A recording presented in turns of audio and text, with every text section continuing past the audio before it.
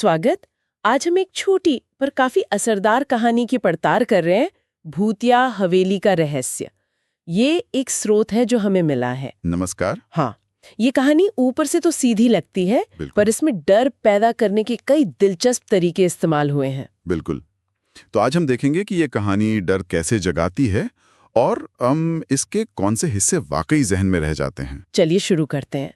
कहानी हमें ले जाती है गांव के किनारे। वहाँ एक पुरानी हवेली है। हाँ, जिसे लोग कहते हैं शापित। बिल्कुल।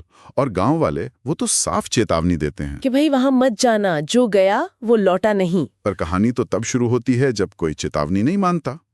यहाँ है 4 दोस्त, राहुल, सोनू, पायल और नेहा। और वो एडवेंचर के लिए निकल पड़ते हैं सीधा हवेली की ओर। यहीं से वो तनाव शुरू होता है ना, कि क्या होगा आगे। हाँ, और एक पात्र है पायल, वो शुरू में मानती नहीं। अच्छा। हाँ, वो कहती है ये सब अफवाह है, ये जरूरी है क्योंकि जब वो डरेगी तो डर ज्यादा असली लगेगा। सही बात। तो वो हवेली में घुसते हैं। बाहर से तो एकदम टूटी फूटी सी, खंडर जैसी, पर अंदर घुसते ही एक अजीब सी ठंडक और दीवारों पर वो निशान खून जैसे। ये सिर्फ डरावना दिखाने के लिए नहीं है, ये माहौल बदल देता है, एक इशारा कि ये जगह नॉर्मल नहीं है। और फिर वो ऊपर जाते हैं, एक कमरा है जो बंद है और वो उसे खोलते हैं। हाँ, दरवाजा तोड़कर। ये अपने आप में एक लाइन क्रॉस करने जैसा है, जैसे वो जानबूझकर खतरे को बुला रहे हों। और कमरे के अंदर का सीन तो क्लासिक हॉरर है। एक पुराना झूला जो अपने आप हिल रहा है। बिल्कुल। ये पहला पक्का सबूत है कि कुछ गड़बड़ है, अलौकिक। यहीं पर नेहा डर जाती है। हाँ, अब शक की गुंजाइश कम हो जाती है। कहानी का पेस यहीं से बदलता है, क्योंकि झूला हिलना तो बस शुरुआत थी। तभी झूले पर वो सफेद कपड़ों में एक छोटी लड़की दिखती है। हाँ, और वो घूर रही है बिना पलक झपकाए।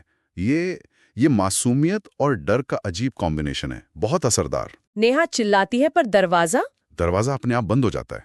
बूम! अब वो फंस जाना ये डर को एकदम बढ़ा देता है, लाचारी का एहसास। हाँ, भागने का रास्ता बंद। ये क्लासिक है, पर यहाँ ये उनके पिछले फैसलों का नतीजा लगता है। चेतावनी नजरअंदाज करना, दरवाजा तोड़ना। और फिर माहौल और बिगड़ता है। हवा चलने लगती है, चीखें, और वो आवाज, तुमने मुझे जगा दिया है, अब तुम भी यही रहोगे। ये सीधी धमकी है, सजा। और तभी मोबाइल बंद हो जाते हैं, कोई मदद नहीं।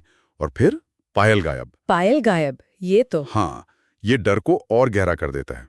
अब सिर्फ भूत का डर नहीं, अपने दोस्त को खोने का दुख भी है।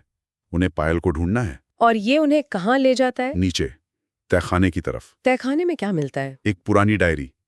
ये कहानी में एक अहम मोड़ है। अच्छा, क्या लिखा था उसमें? हाँ, ये सिर्फ बैक स्टोरी नहीं बताती, उसमें एक संदेश है। साफ साफ लिखा है, जो भी मेरी आत्मा को परेशान करेगा वो कभी वापस नहीं जा सकेगा। मतलब एक श्राप। बिल्कुल। ये कहानी के नियम तय कर देता है। अब जो हो रहा है वो उन दोस्तों के एक्शंस का सीधा नतीजा है। श्राप एक्टिवेट हो गया है। और ये चीजों को ज्यादा भयानक बना देता है, क्योंकि अब बचने का रास्ता शायद है ही नहीं। सही कहा। और यहीं पर कहानी सोनू और नेहा के बारे में चुप हो जाती है। हाँ, उनका जिक्र आगे नहीं है। उनका क्या हुआ, ये सवाल अनुत्तरित रह जाता है, जो अपने आप में डरावना है। कहानी का अंत सिर्फ राहुल पर फोकस करता है। वो अकेला बचता है, खिड़की से कूदकर। लेकिन क्या वो वाकई बच पाया? उसकी मानसिक हालत? हाँ, वो पागलखाने में है और लगातार दोहराता रहता है, वो लड़की, झूले वाली लड़की अभी मुझे देख रही है। ये अंत बहुत प्रभावी है, अस्पष्ट। क्या राहुल सच में भूत देख रहा है, या ये सब उसके दिमाग में है, ट्रॉमा की वजह से? क्या हवेली वाकई शापित थी, या डर ने ही उन्हें तोड़ दिया? राहुल का बचना भी एक तरह की हार ही लगता है ना। वो शारीरिक रूप से बच गया, पर मानसिक रूप से वहीं फंसा है। तो इस कहानी की पड़ताल से क्या समझ आता है? इसमें हॉरर के जाने पहचाने तत्व हैं, चेतावनी, अलौकिक घटनाएं, फंस जाना, श्राप, दुखद अंत। हाँ, लेकिन ये सिर्फ फॉर्मूला नहीं है। ये इन चीजों को एक कसी हुई कहानी में बुनती है। ये हमें सोचने पर मजबूर करती है कि डर कैसे काम करता है। क्या डर बाहरी चीजों से ज्यादा हमारे अंदर होता है? और वो सवाल जो कहानी छोड़ जाती है, उन बाकी दोस्तों का क्या हुआ? सोनू, नेहा, क्या उनका जिक्र ना होना ही सबसे बड़ा डर है? ये एक विचार है जिस पर श्रोता सोच सकते हैं।